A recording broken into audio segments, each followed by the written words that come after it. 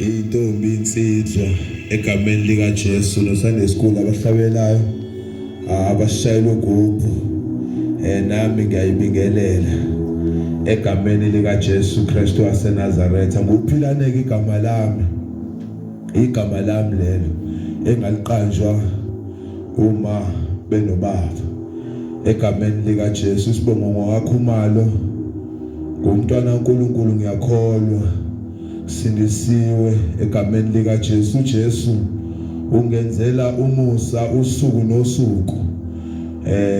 Ngihlala kudeke bazalwane, ngihlala le eMlazi futhi noJesu wangilanda kude.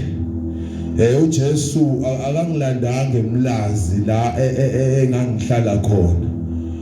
Uke wachaza umfowethu la, uke wafakaza umfowethu wathi kuke kwaba nesikhathi esimbi, kuke kwaba nezinto ezimbi ezenzekile empilweni yakhe, kodwa futhi uyambonga uNkulunkulu ngazo. So nami ngizobonga uNkulunkulu bazana ukuthi ngangiyiphara ngangihlala emgaqweni ngipheme ihunga. Ngiyambonga kakhulu uNkulunkulu ngalokho, ngoba kube akwenzekanga konke lokho ngaba ngazananga naye, ngaba ngimazi.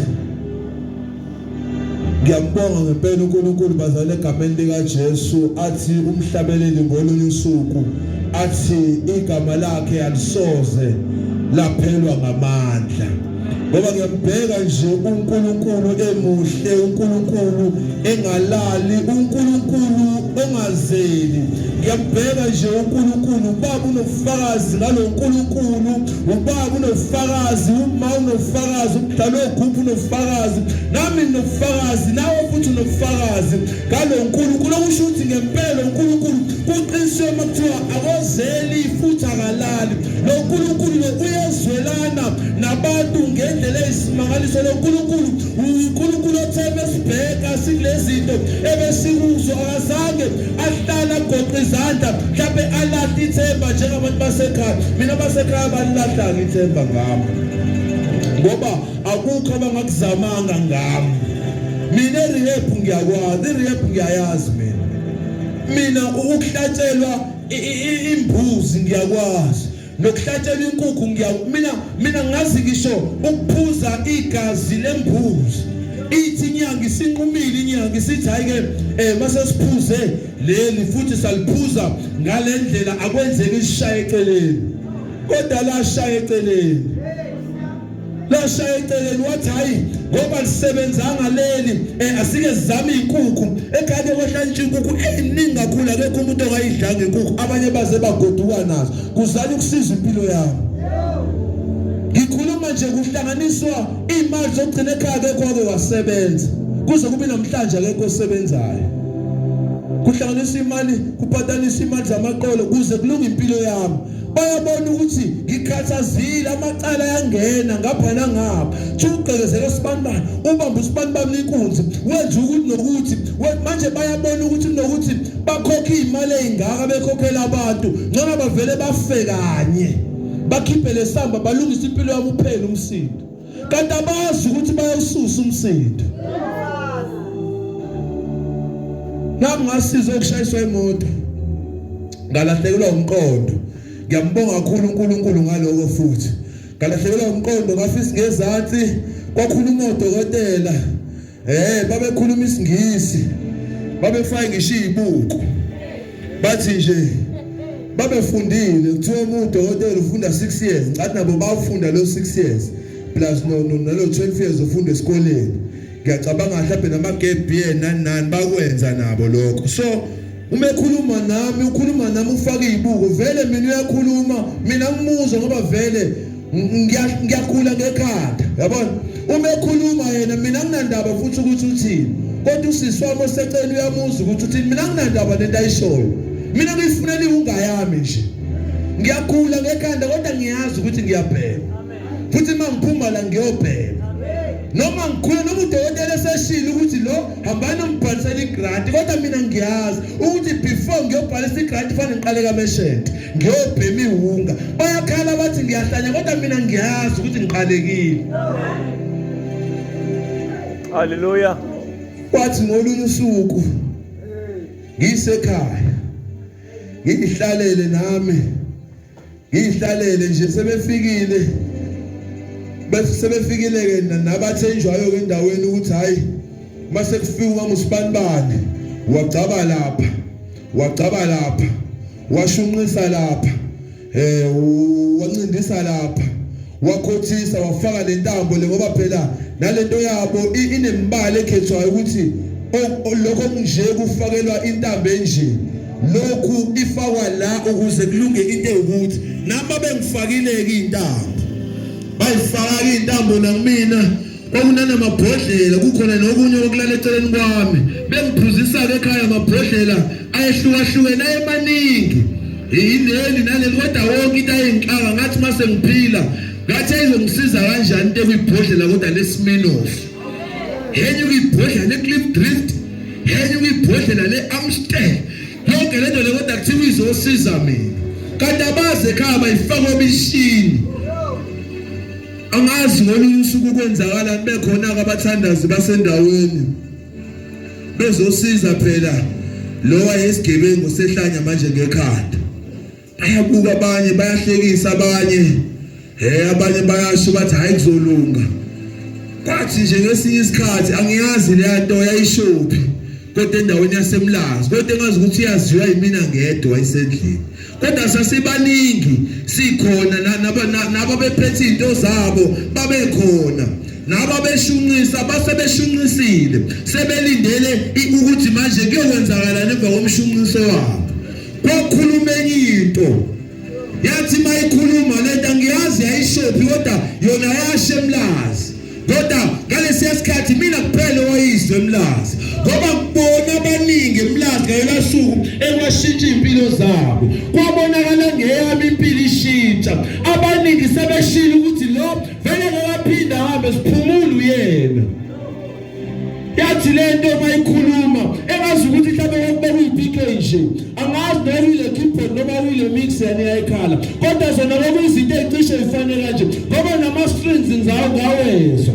ikeyboard ngayizwa owathi mayikhuluma oyiphethe mic wathi wona nenonke enkathaleni insindwayo izalo ngimike ngomphumuzo phutwami ngavele nganquma vele ngathatha isinqumo njengalo wesifazana owayehleli inkosi yami eyisizela angazi igama lesiZulu eliright le noma lesixhosa uma wabhulwe iXhosa eyizwela yena shithi eyidabukela yena kodwa lo wesifazane wathi mezi inhlokomo wezwa abantu babekhona bomthinta uJesu ngalolu suku kodwa ngenxa ukuthi lo wesifazane wahamba esenokukholwa yena ukuthi mina mangakwenza lokho kuzokwenzeka lokho empilweni yami wathi mangawuthinta nje noma ngingasakhuluma ngalutho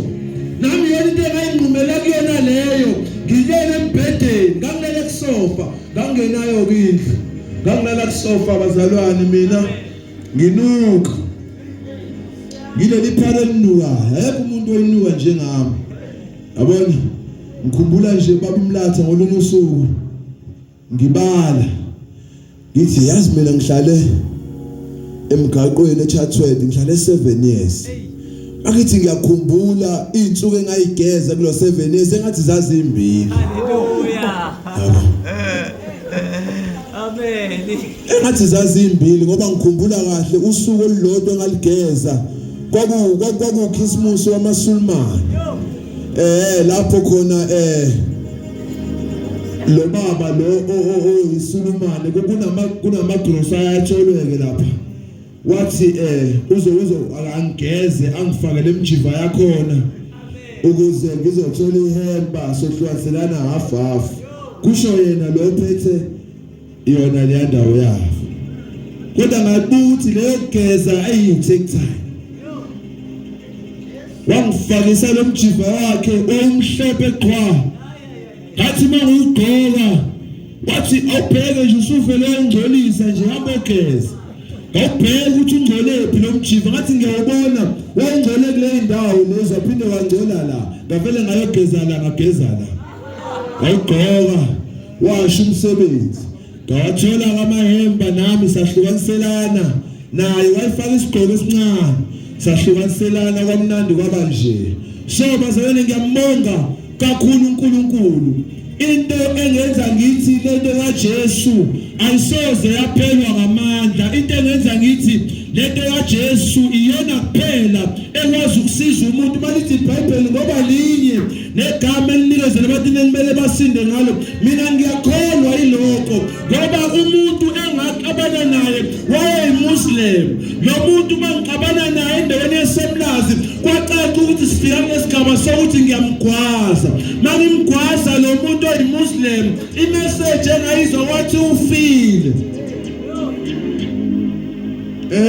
kwathi ufile hey ngabuka ukuthi hayibo sengaze ngiyejele mina ayingcono ngiyabaleka ekhaya ngasuka ke ekhaya ngayohlala emgaqweni ngithe sengihlala emgaqweni inyanga isiyodwa kathiwa akafanga uyaphila ekwasho ukuthi sekumnandi uhlala emgaqweni baba akusahambeki phela ayikho into emnandi mawungakholwa njengokungalawulwa njengokungathi phela vele mina ngikhulela kaMpunzi eDlemini ekhaya kaMpunzi kwakuyiKaMpunzi eDlemini uJesu engakafiki ngayithola sengihleli kamnandi emgaqweni ngaze ngahlala yonke leminyaka lenganethezeka nje ngaze ngathola ngisho abafowethu nodadewethu khona emgaqweni elithi izwi kaNkulunkulu lapha kwincwadi yabaseRoma chapter 7 ngokuba lokho engithanda ukwenza ngikwenza kodwa lokho engakuthandi ikona engikwenza hayi ukuthi mina othanda isona esihlala kumina okusho ukuthi nami lokho okwenza kumina hayi ukuthi mina engangithanda ibona laba niyabazi